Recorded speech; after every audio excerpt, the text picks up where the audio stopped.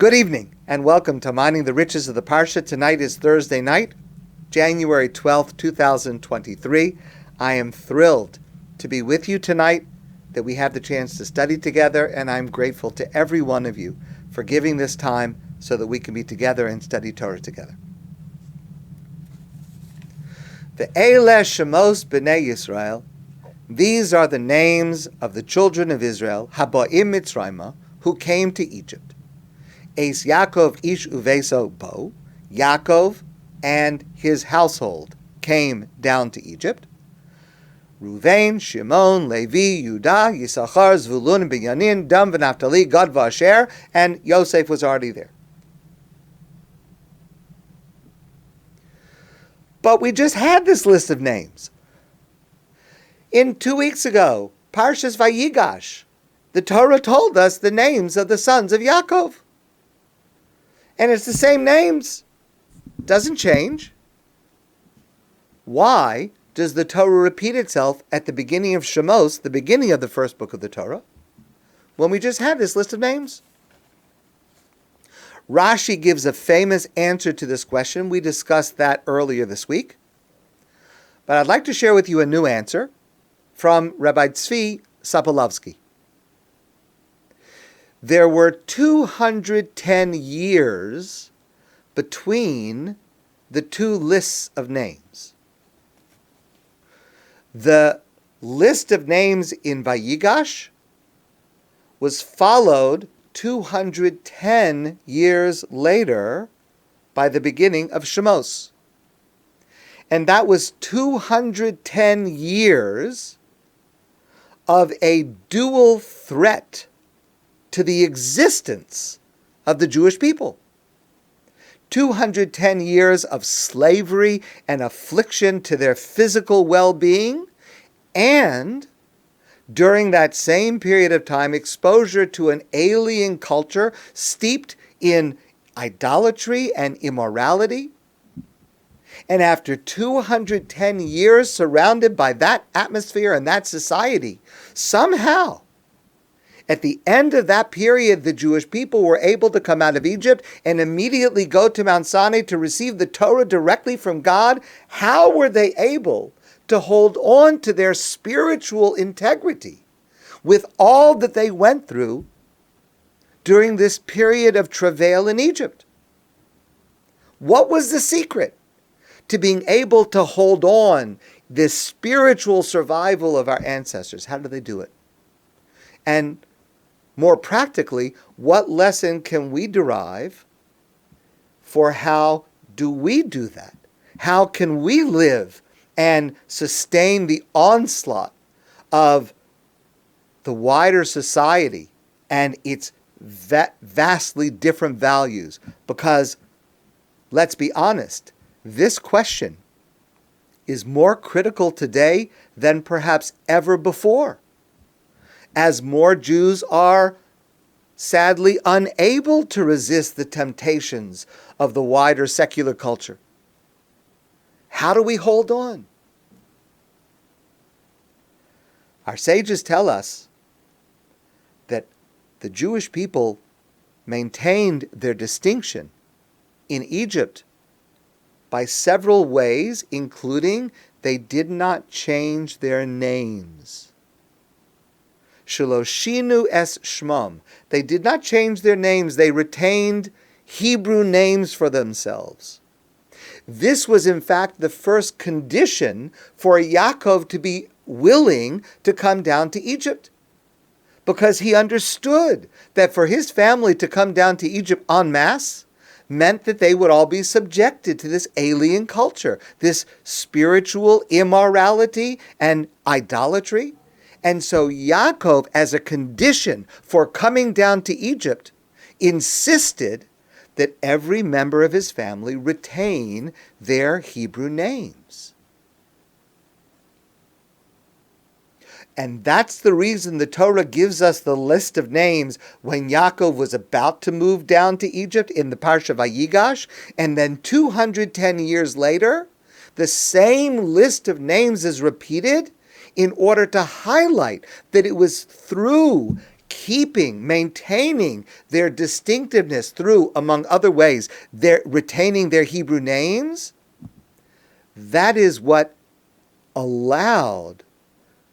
made possible the Jewish people to remain a great nation in a qualitative sense by remaining distinct from those around them. Now, this is not a halacha. It is not a requirement of Jewish law that a person has a Hebrew name. At other times, with other means of distinctiveness, having a Hebrew name is not a requirement. It's not necessary. And in fact, widely not practiced. For example, during the time of the Talmud, 1500, 2000 years ago, many of the scholars who were among our greatest scholars and leaders had names that were non-Jewish names. Papa, Abaye, many, many examples. Mordechai, from the Purim story, Mordechai. The word Mordechai is not a Jewish name. It's not a Hebrew name. It's shocking when you know it actually comes from the word Marduk. Marduk was an idol. It's like, for example, can you imagine? I happen to know a couple of Jewish people whose name is Chris. Okay, there's nothing wrong, It's not, it's a little, but can you imagine if the greatest leader of the Jewish people, Rav Moshe Feinstein, can you imagine if his name was really Chris Feinstein? You can't imagine such a thing. Mordechai, Marduk. Today there are even rabbis named Michael. But the value is necessary. However it is expressed. There are many ways to remain distinct. And different places and different times call for different manners. But the value is the same. The story of the Jews in Egypt starts with and is made possible by these opening words, Ve'eleh Shemos B'nai Yisrael, these are the names. It's because these are the names that are the same that we read in Bereshis. That is what allowed the Jewish people to be able to emerge and receive the Torah from Mount Sinai. I want to share with you an amazing story I just heard. Story is told by Rabbi Jonathan Morganstern, who is the rabbi of Young Israel of Scarsdale in New York. He is a colleague of mine and a friend of mine. He's a wonderful person, a great rabbi. And he told the following story. He did not grow up in a fully observant home. And he said, on my bar mitzvah, I made a promise to myself I would only eat food that had a kosher symbol on it. Where he lived at that time, it was not so easy to be able to find kosher products at that time, but he made a promise, and he was strict in adhering to that promise. Once it happened, he went to New York, and he went to a basketball game between two large Jewish high schools.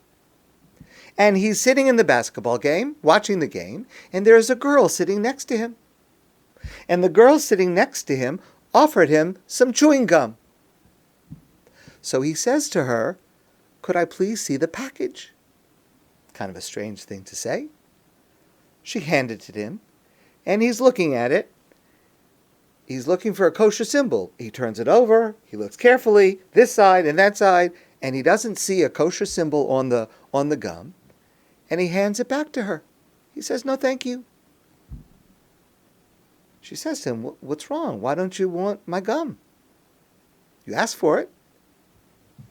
And he said, "Well, I try not to eat any food that does not have a kosher symbol." And she didn't exactly understand what he was saying, but she was curious and she asked him questions. And he said, "That girl that I sat next to, her name is Jordana. This is my wife. And they are now parents and grandparents of a beautiful Jewish family." And he added the following about this story. He said, "This story is not about the gum. but about what it represents. We are now reading in the Torah about the nation of Israel and Egypt, and about the challenge of retaining their identity within a foreign culture. Ultimately, this is the challenge that all of us face. To what extent are we swept up by the values and practices of the world around us? And how do we stay true to the values and practices that make us distinct? Yes, he said, I did lose the chance to chew gum that day, but I found my better half in the process.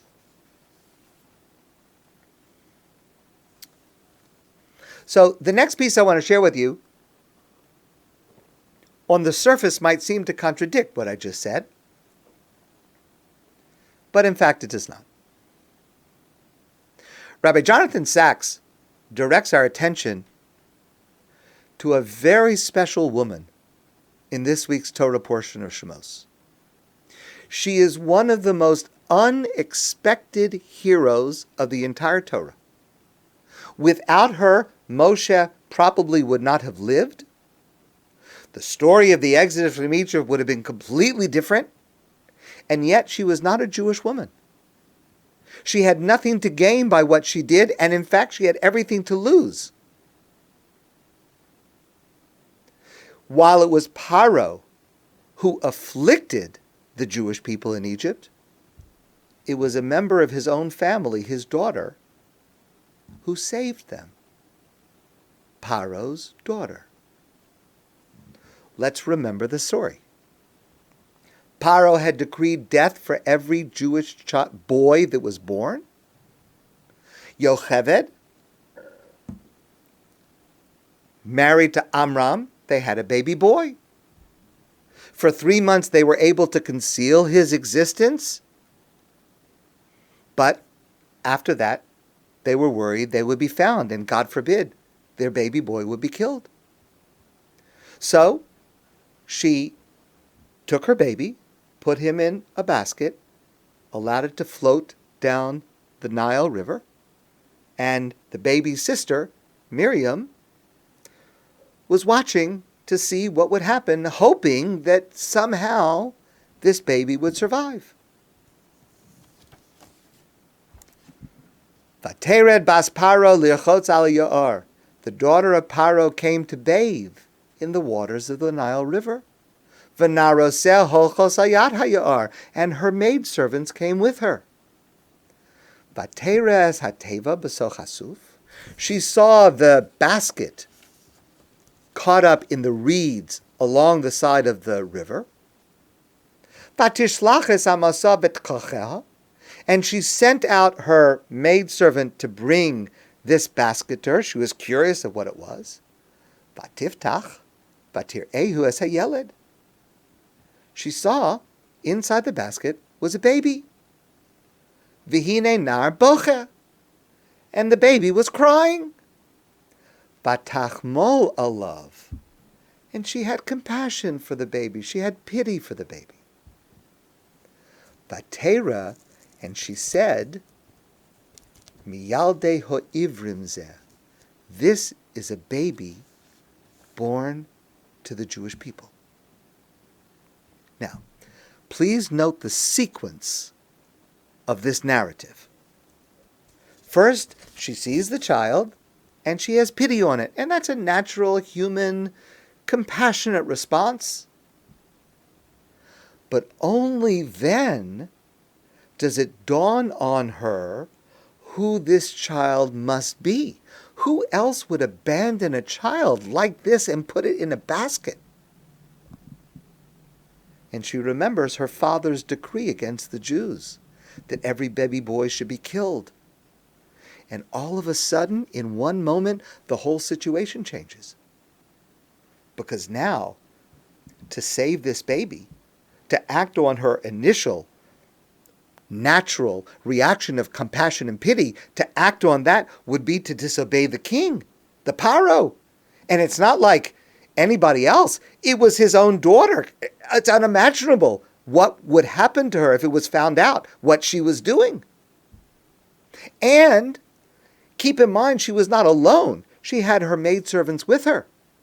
She understood that she faced the risk that somebody would say something, somebody might gossip. Yet she does not desist. She has the courage of her compassion.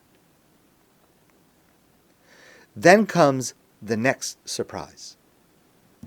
Vayigdal hayeled. So Miriam was there watching, and Miriam approached the daughter of Paro and said, well, we could arrange for someone to raise the child, to nurture the child while it's a baby. We could arrange for like a wet nurse to help with the child. And that's what happens. And it turns out that it was actually Yocheved, actually the baby's mother herself.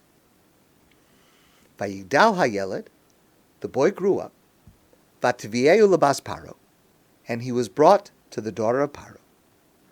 Vayihi la leben, and he became for her her son. She adopted him as her son. Vatikru shmo Moshe, and she called his name Moshe, Vatomer, because she said, Ki min hamayim mishisihu, from the water I drew him. In other words, Paro's daughter did not just have a moment of compassion seeing a baby that was vulnerable. She didn't forget the child and remains committed to the child's welfare, and she adopts the riskiest strategy of all. She's going to adopt this child and bring it up as her own son. That means everyone's going to know. An amazing act of courage.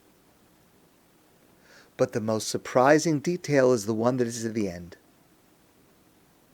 Because in the Torah itself, it is the parents that give a name to the child, and sometimes in the book of Bereshis, it's God himself who gives a name to a baby. How strange is it that the hero of the entire Torah, the greatest of all prophets, the one who led the Jews out of Egypt and who brought and gave and taught the Torah to the Jewish people for all time, does not bear the name that his own parents gave him. Whatever name it was that Amram and Yocheved, when he was born, he must have been given a name. They called him some name in that short amount of time until they had to put him in the basket. But the only name that is used is the name that was given to him by his adoptive mother, an Egyptian princess.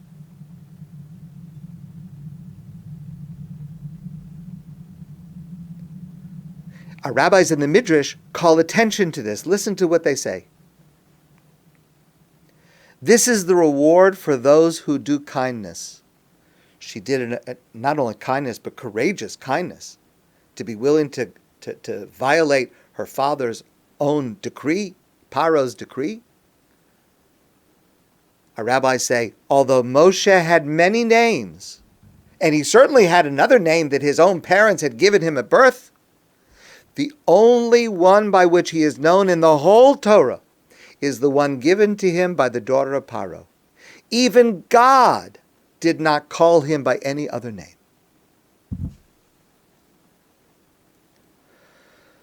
Okay, it's incredible. So who was Paro's daughter? What was her name?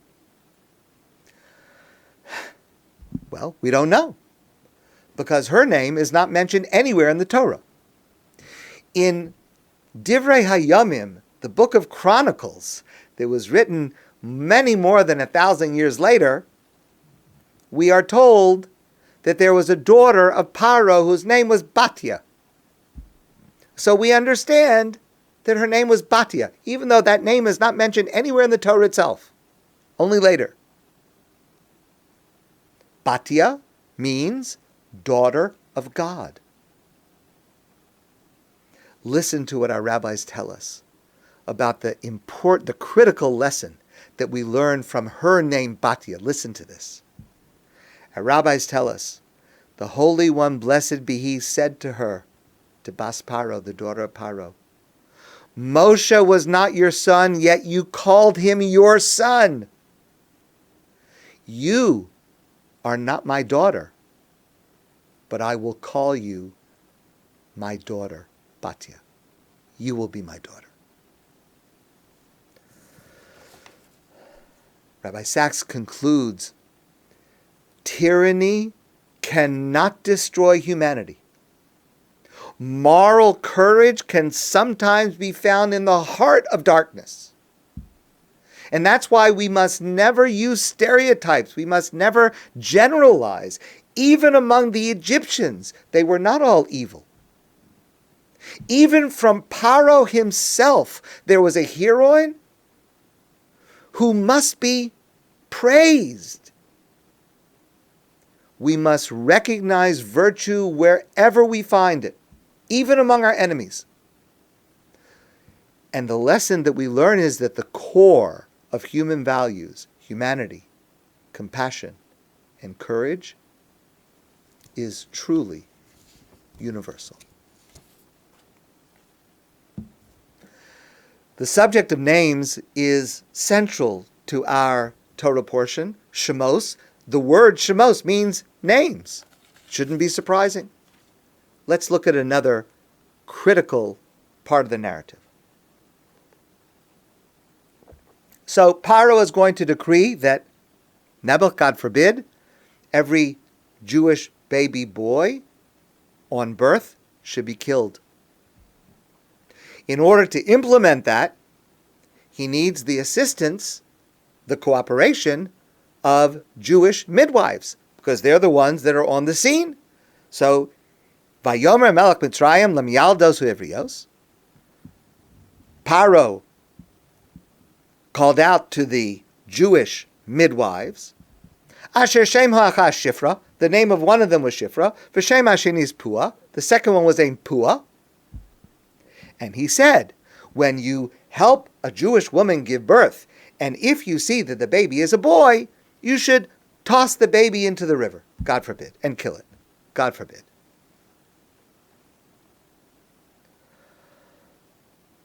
Vatir ena hamyaldos es olakim.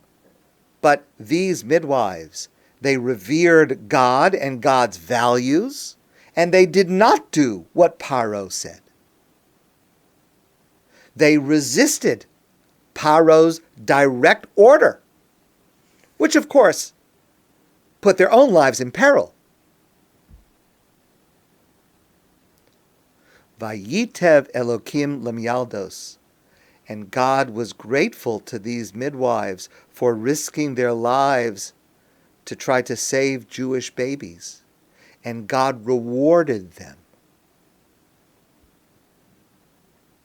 Vayirev ha'am vayatzmu ma'od, and the Jewish people became many, very numerous and mighty. Vayihi ki yaru hamyaldos es olakim, and because these midwives revered God, vayas lahem batim, God made for them houses. Let's go in order. The first point is, our sages tell us that Shifra and Pua were not their names. Shifra was actually Yocheved, the mother of Moshe. Pua was actually Miriam, the sister of Moshe. So, if their names were Yocheved and Miriam, why does the Torah call them here Shifra and Pua? Rashi gives us a famous answer.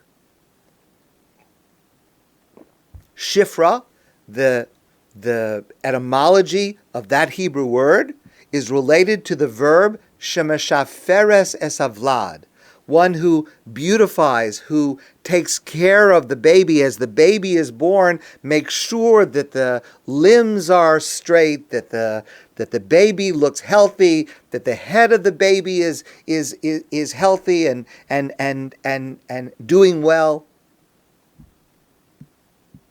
So she was called Shifra because of the way that she was Meshapera. She assisted and took care of this baby as it was born. Pua, al shem shepua umedaberes elavlad.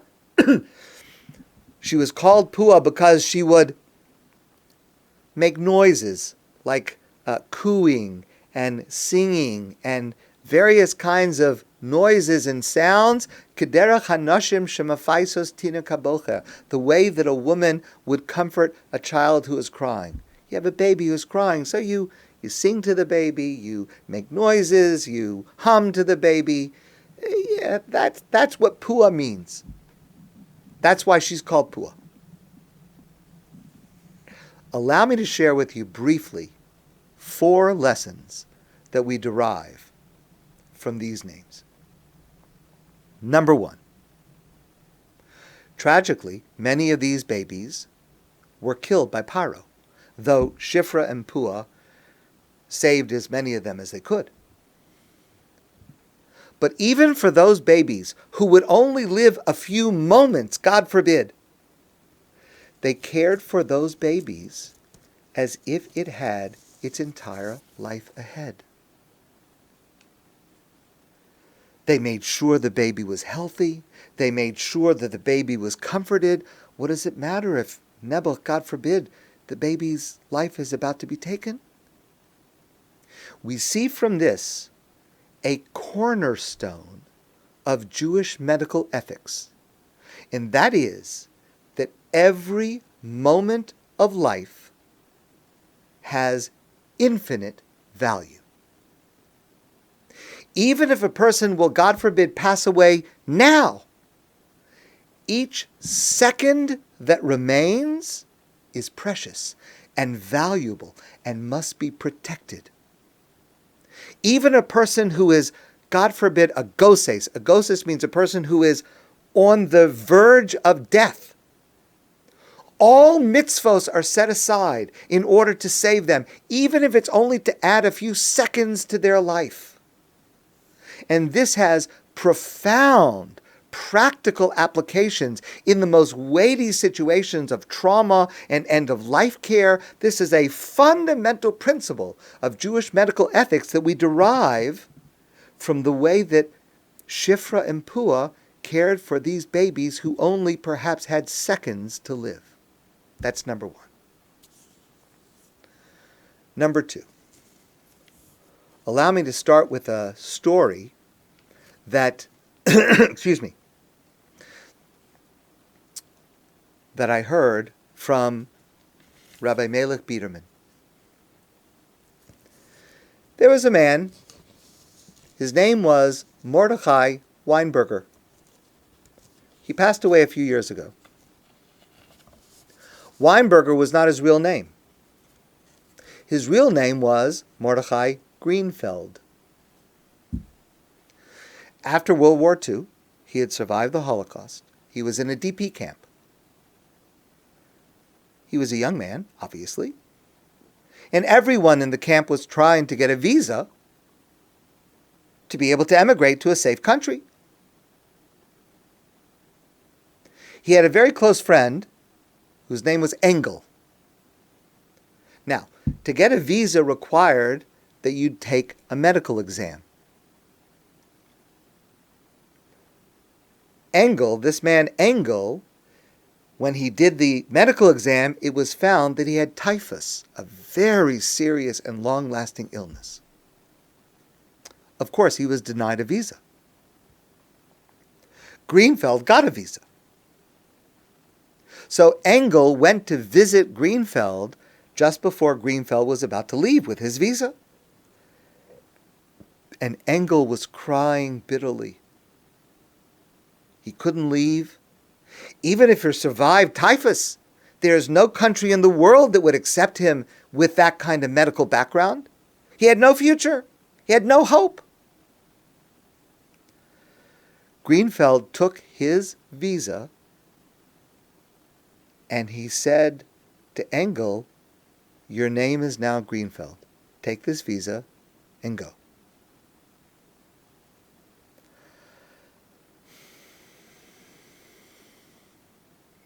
The real Greenfeld stayed in the DP camp, and he was there for a long time. Took a long time for him to eventually somehow get somebody else's visa, and that person's visa name was Weinberger. And so finally, after a long time, he emigrated to Canada, and he went to Toronto as Mordechai Weinberger.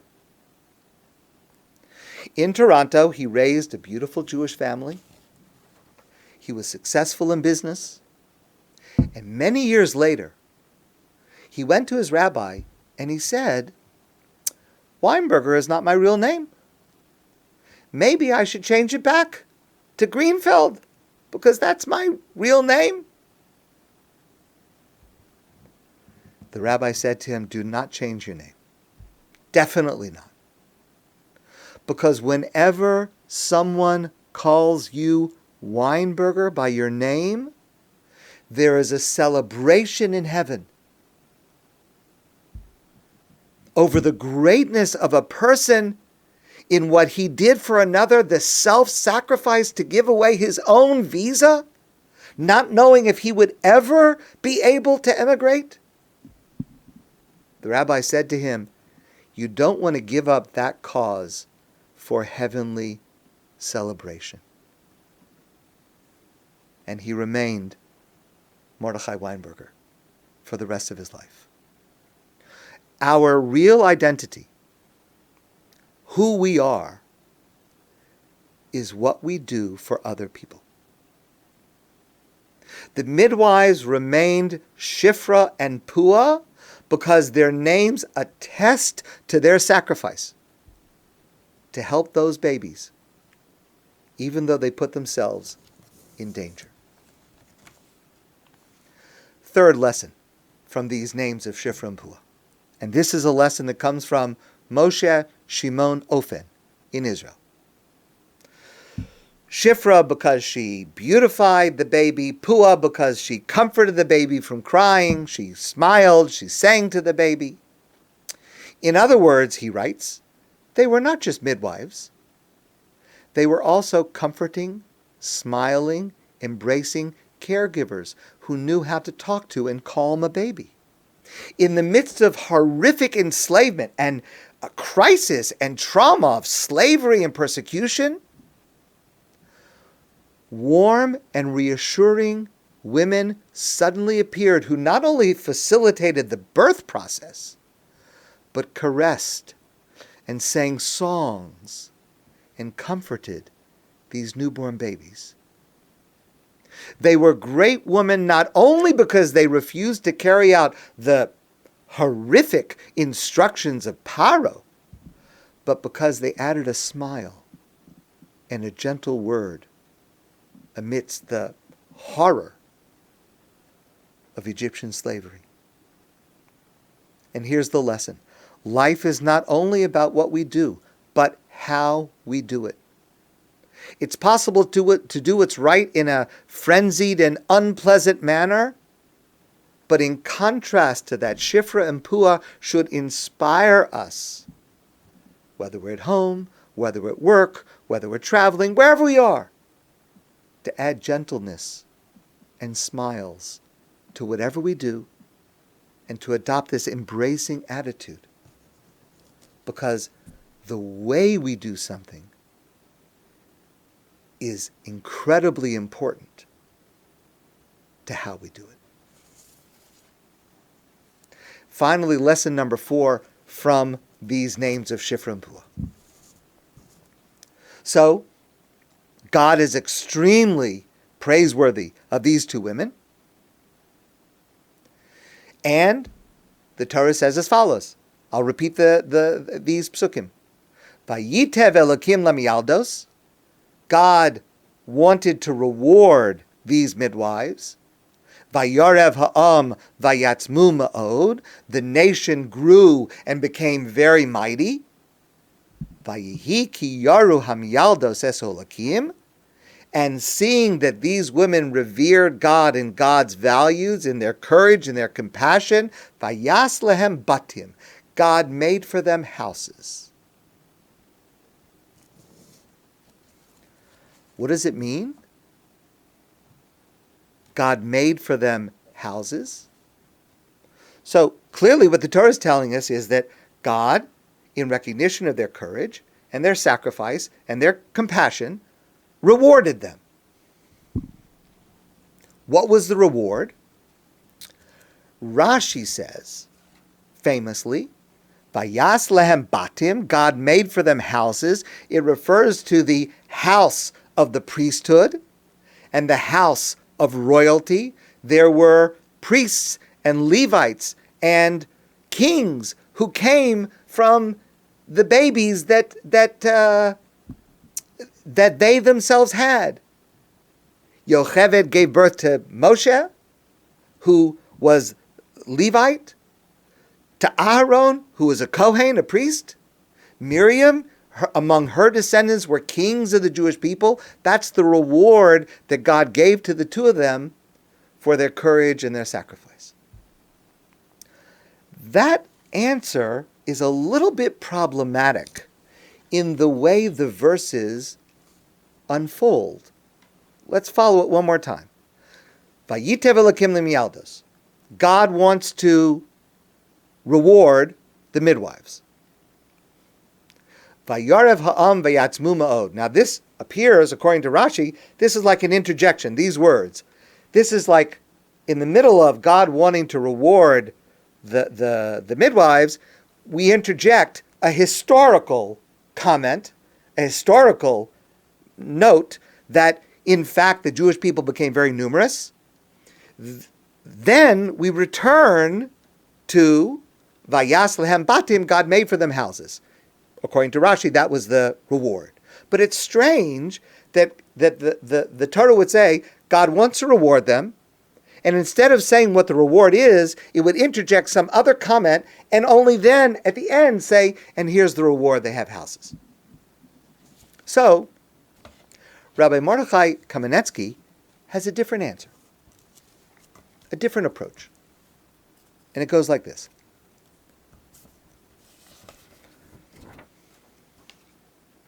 And it comes from a story. Rabbi Kamenetsky knew a couple who had a baby that was premature, significantly premature. And this baby received care in the NICU, in the neonatal intensive care, for about 2 months. And I don't know if you have this experience. I do have this experience.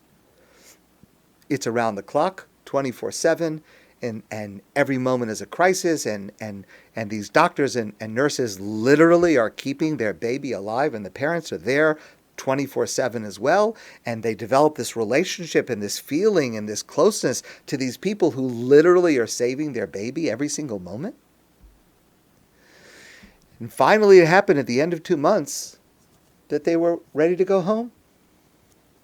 And they took the baby home. The baby was well enough by then to go home.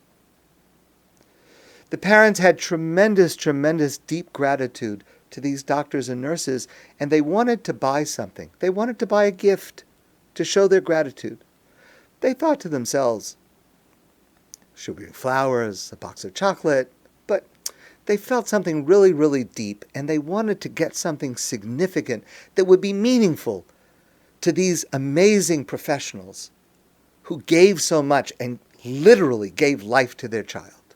So they went to their rabbi, Rav Elia Shvei, who was a great teacher and scholar in Philadelphia. And they said to him, what do you think we should do? What should we buy for these doctors and nurses to express our gratitude? Rav Elia said to them, here's what you should do. On the child's birthday, go back to the hospital with the baby and show the doctors and the nurses, Zeh hakatan gadol yiyeh. That's the phrase that we say at a bris. This is the little one that will become big.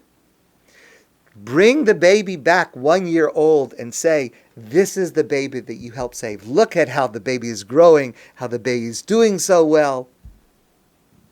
to be able to say to someone, look at what you did to save this life, there is no greater reward than that. You cannot do anything greater that will show your gratitude. And Rav Kamenetsky uses that story to answer this question. God rewarded the midwives. What was the reward? The reward is right away. The Jewish people became numerous and mighty. They became strong. The Jewish people emerged from where? They emerged from the babies that these two women saved. Seeing a mighty and numerous nation as a result of their effort to save babies, as a result of their willingness to risk their lives, to violate Paro's command, to see the effect, that was the greatest reward possible for Shifra and Puah. Allow me to share one last piece with you.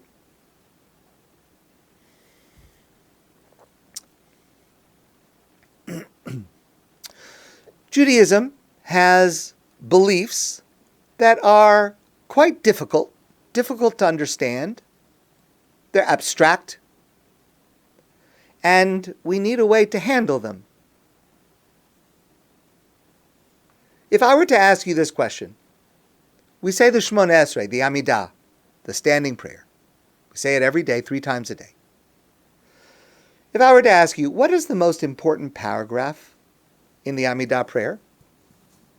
If you were to ask me that question, I might say, there's a paragraph, Shema Kolenu, we say to God, hear our cries, hear our voices, hear our prayers. What could be more important than that? Or maybe I would say on Shabbos, it's the middle paragraph that expresses the Kedush HaSayom, the sanctity of this day, that ends with the words, blessed are you God, Hamakadesh Shabbos. You sanctify Shabbos. What could be more important than that? But Jewish law understands it differently. The halacha is different. This is actually a rule in Shulchan Aruch, Code of Jewish Law. Hamispalel, one who prays, says the Amidah, the Shemon Esrei, tzarach sheyachavim b'chol habrachos. You have to understand the meaning of all the words. Because what's the point of praying if you don't even know what it is that you're saying? I mean, how can it have meaning if I were to read a book in some other language that I did not understand and I read it to you? I mean, maybe you would understand the words that I'm saying if you know that language, but you certainly can't take it as any kind of meaningful communication that I'm addressing to you because I don't even know what I'm saying. You have to know at least what it means. But that's hard. It's a long prayer. But if you're not able to do that, to know and understand the meaning of all the words of the entire prayer, lefachos, at least at the bare minimum, yechavim ba'avos. You have to at least know the meaning of the first paragraph. And if you don't know vimlo kivim ba'avos, if you don't know the meaning of the words in the first paragraph of Shema of the Shemon Esrei, Yachzer v'yispal. You didn't pray. You didn't fulfill your obligation. You still have not prayed. The most important paragraph of the Shemon Esrei is the first paragraph. Why? Why should that be?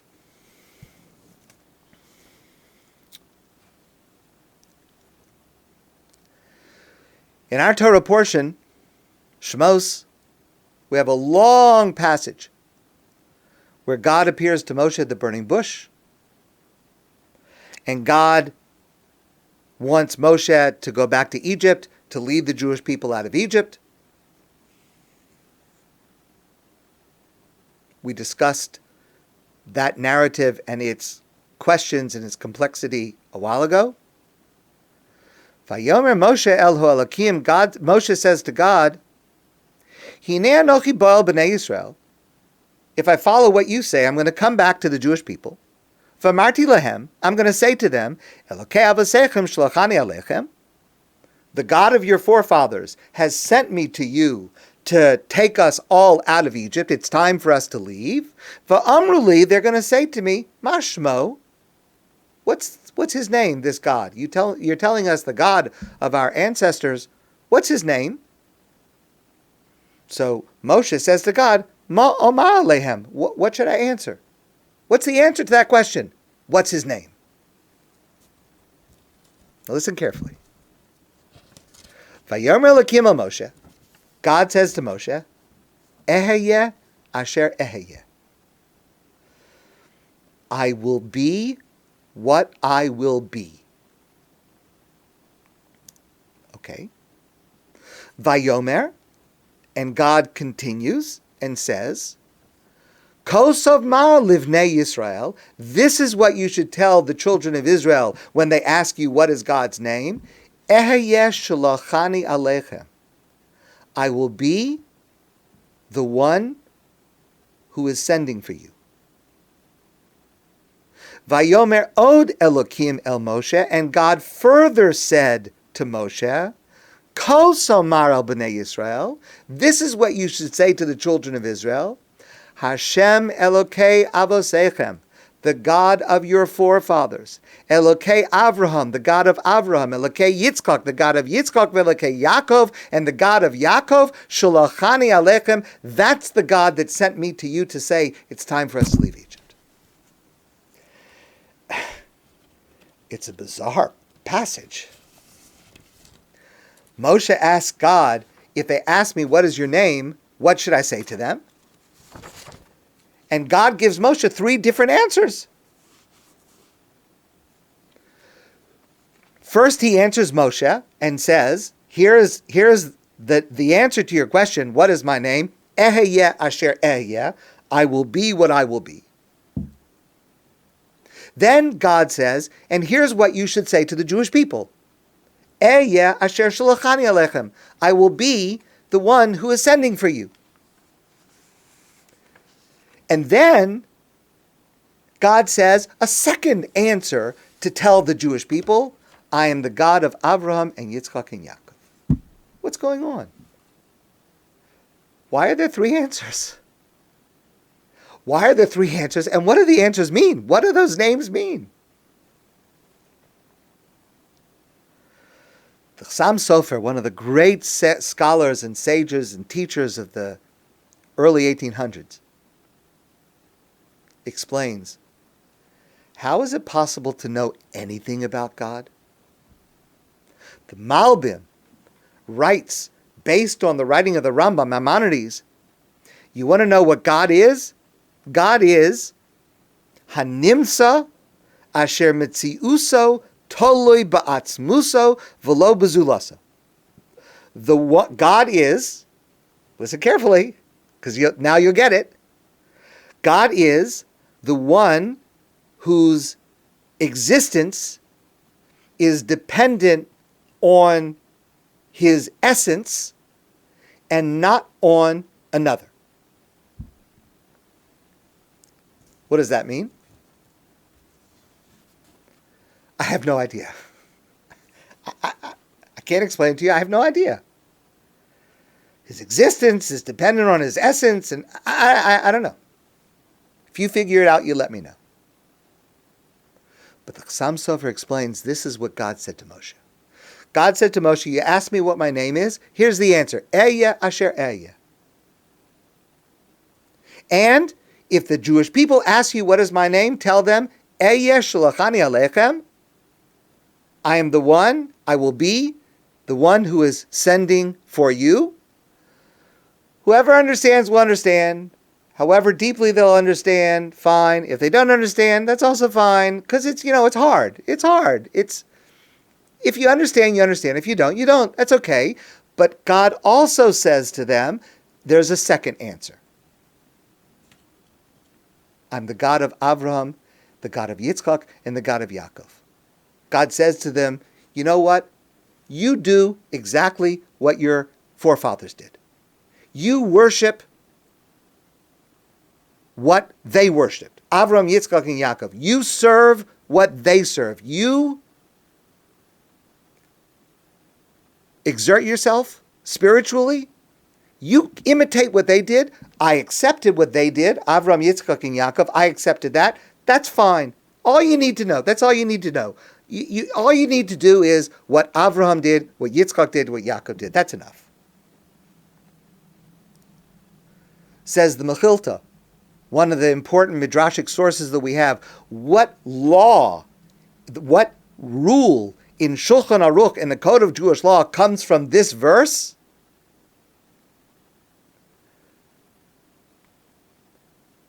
The verse, the halacha that I quoted to you before, that a person must know the meaning of the first paragraph of the Amidah, and if they do not know what they are saying when they say that first paragraph, at the bare minimum, they have not prayed.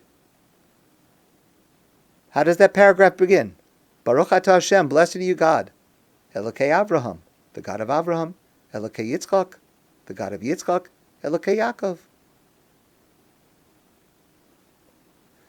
Rav Avram Pam explains as follows. The first paragraph of this prayer is the most critical. To whom are you speaking? When you say, okay, at a bare minimum, it's enough if you at least have a rough idea of the rest of it. But to whom are you speaking? Before whom are you speaking? If you don't grasp that, then your prayer means nothing.